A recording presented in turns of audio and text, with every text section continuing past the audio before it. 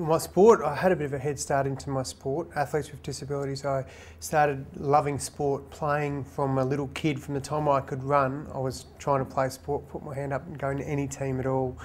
And then in 1990, I first had my induction into athletes with disability sport. And in those days, it was all about the disability as opposed to the sport. And so I went to everything to do with amputees, amputee swimming championships, athletics championships, absolutely everything. And my initial induction was probably the greatest lesson for my career because I missed out on what I wanted. And it made me know that if I wanted to get anywhere, I had to pull my finger out and actually work really hard. Nothing was a given, even though I love sport, and it come pretty easy to me. And my career from then, from 14 years of age, really just was a massive, roller coaster ride, mostly on the way up. My very first World Championships, I come back with a gold and a bronze medal, and I just thought, how bloody good's this? This is me, this is what I want to do. And having that taste for sport, that success early, really just catapulted my desire to keep going.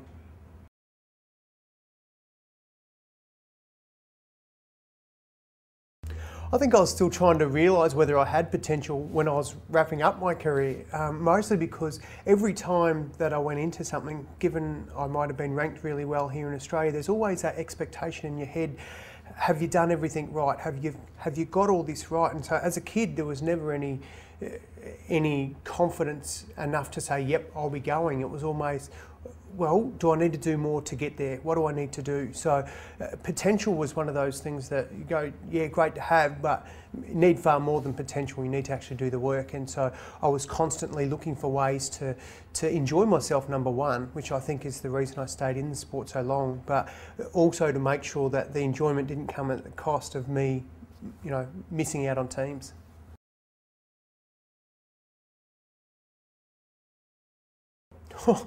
Where do we start? I've had the most amazing life and contribute that mostly to sport, to being active, to having the disciplines from sport to turn up to training twice a day, having the discipline to know what goes in your mouth is going to contribute to what happens on the track. All those lessons from being involved in sport have been able to, open many doors for me because I've been able to take those philosophies and values from sport into other areas of my life.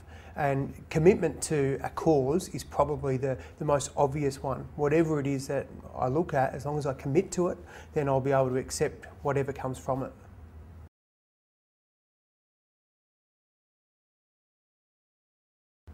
Well, my family don't even see me much anymore, so I've got portraits around the house so they know who I am when I come home. It's not stranger danger when I turn up for my kids. Obviously, there's a lot of time away from home. The thing that I've enjoyed the most out of my career is I've been involved at a time when communication's been growing at a phenomenal rate, from emails to text messaging to phone calls, all these things that help bridge that gap. Really, really important to have that comfort zone and not be too far from it, when you're trying to be at your best.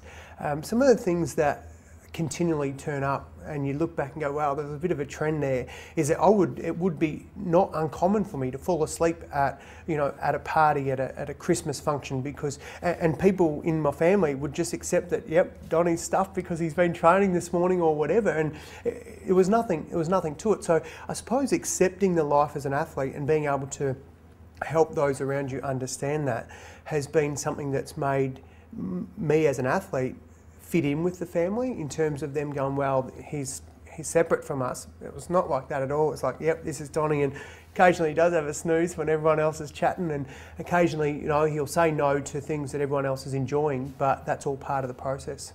The thing that I've probably enjoyed the most out of my career is, now that I look at it and I know that I can look at any state in Australia and I've got people there that I can call on if I want a bed for the night.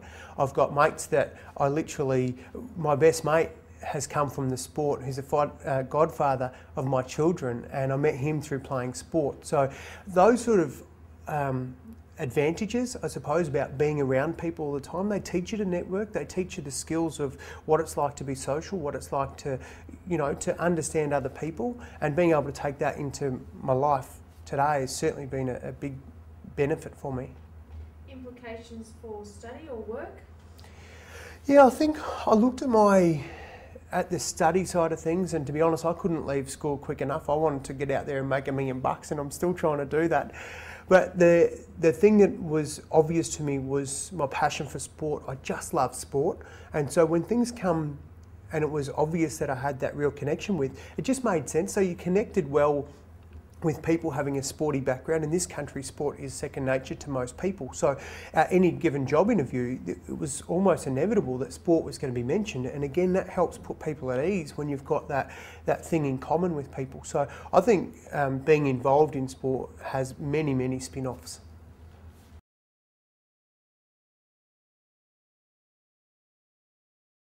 I made absolutely no commitments unless I had my diary, and my family will look at that and just go, yeah, it's so true. Even, you know, for me to go to things that, birthday parties, for example, of my own family, I always made sure that they were in my diary, just quite simply because I knew every Sunday morning, without fail, I was going to be at the track, you know, from 9 o'clock till whenever. So that affected what happened on Saturday and Saturday night. So always being time efficient with my diary was a really important thing, but not distancing myself too much from reality. So making sure that everybody was on the same wavelength with my goals so that it wasn't shunned upon that I couldn't turn up to a party or that this wasn't the case.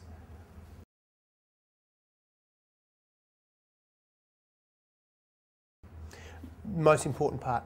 Absolutely most important part is to have a goal. Otherwise there's no reason to stop pushing snooze every morning on the alarm. Like there was a purpose for me to get out of bed at a stupid hour at most of the time to go and do training before work, or, you know, to come home late. And very clear when you've got that goal, and it's the closer you get to it, the more hungry you get for it and the more discipline you're prepared to make yourself, and the choices you make really reflect that. So I think having goals, there's no question in my mind, I would not have achieved what I did without very clear goals and team goals always set before a goal was in place. It was a conversation and discussions with my coaches, but also with my family. So there was a three-way thing, and then often too I'd try and include work with that to try and make sure there was a bit of a balance there. Goals are very important.